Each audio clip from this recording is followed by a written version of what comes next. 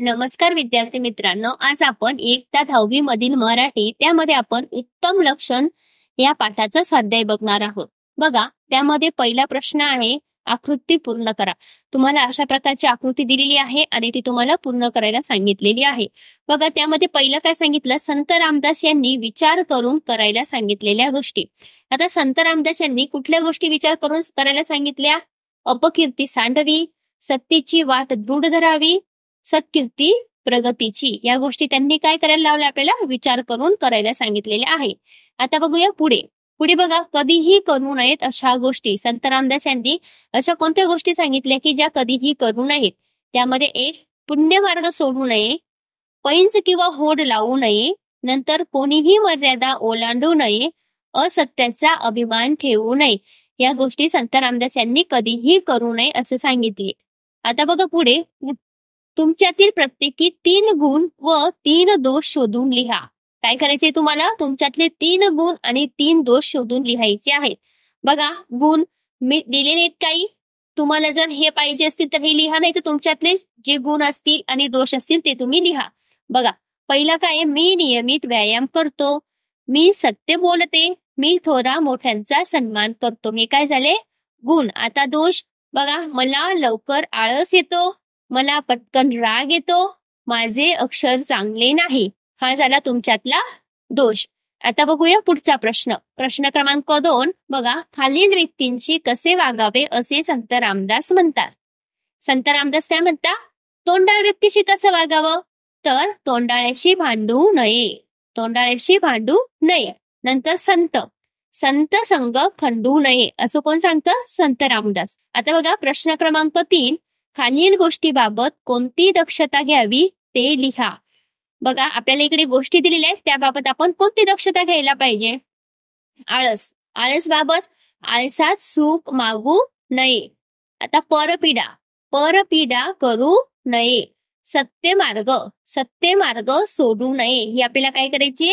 दक्षता घ्यायची आहे. आता पुढे बघा, प्रश्न क्रमांक 4 काय सांगितले आपल्याला? काव्य सौंदर्य. आता काव्य सौंदर्य कसं लिहायचं? त्यामध्ये एक, बघा, खालील ओळींचे रसग्रहण तुमच्या शब्दात लिहा, म्हणजेच अर्थ. जणी आर्जव तोडू नये, पापद्रव्य जोडू नये, पुण्यमार्ग सोडू नये कदा काळी. आता याचं आपल्याला काय करायचंय? रसग्रहण. बघा, आशय सौंदर्य. संत कवी संत रामदास यांनी श्रीदास बोधातील उत्तम लक्षण ह्या व्यक्तित्व आदर्श व्यक्तीची आवश्यकता सांगितलेली आहे. ते उपरोक्त ओवीमध्ये 3 लक्षणांचा उहापोहा केला आहे. बघा, काव्य सद्य. संत रामदास यांनी आदर्शत्वाची संकल्पना स्पष्ट करताना वावर समाजातील व्यक्तींना काय करावे आणि काय करू नये असे मार्गदर्शन केले आहे. संत रामदास म्हणतात, आदर्श व्यक्ती लोकांची मने मोडू नये, लोकांनी विनंती धुडकावू नये, उलट जनभावनांचा आदर तसेच सत्याचा मार्ग स्वीकारावा. आदर्श व्यक्तीने काय करायचं? लोकांची मने मोडू नये, विनंती धुडकवू नये आणि जनभावनांचा आदर आणि सत्याचा मार्ग स्वीकारावा. वाईट मार्गाने संपत्ती साधू नये, अशी संपत्ती हे पापाचे धन असते. सच्छील मार्गाने जीवन व्यतीत करावे, विवेकाने वागावे. आता भाषिक गुण. बघा, भाषिक गुण काय? ओवी जनरीतीचे त्यांनी सूक्ष्म प्रत्ययाला वि तोडू नये, जोडू नये, सोडू नये अशा सोप्या यमकाद्वारे संदेश आहावता आली आहे. समाजाच्या नैतिक आणि आध्यात्मिक उन्नतीविषयी अखंडत्व आणि अतीव तळमळ संत रामदास यांच्या काव्यतत्वे पापद्रव्य व पुण्यमार्ग विरोधाभास ठळकपणे उठून बहरतो. ओळीमध्ये प्रसादिकता हा गुण आढळतो. कुठला गुण आढळतो मग? प्रसादिकता. आता बघूया पुढे.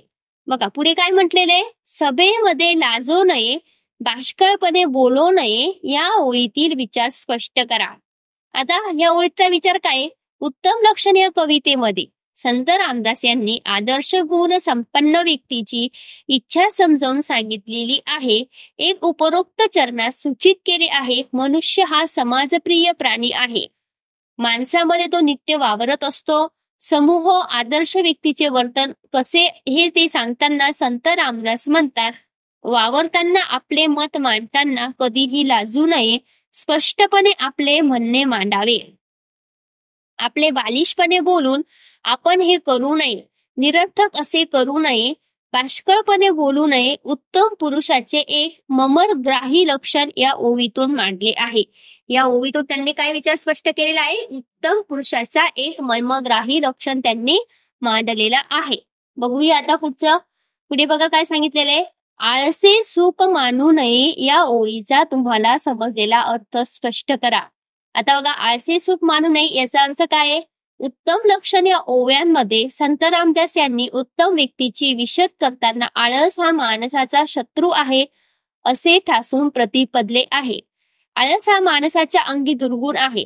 आळस गुणात्मक कार्य उत्साही नाही व तुमच्यामुळे खोळंबून आरामात आळसे कार्यभाग नसतो. या समर्थ रामदासांच्या अंतर्मनात हे सत्व सांगितलेले आहे. माणसाच्या मनाला ते क्षण विकार जडतात.